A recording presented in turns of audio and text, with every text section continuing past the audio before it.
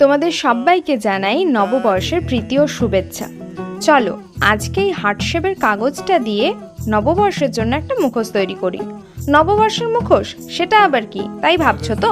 আমিও কিন্তু এ বিষয়ে খুব একটা বেশি জানতাম না, তবে অনেকে আমায় নববর্ষের উইশ করেছে, আর সেই স্টিকারগুলোতে আমি এরকম অনেক মুখোশ দেখতে পেয়েছি।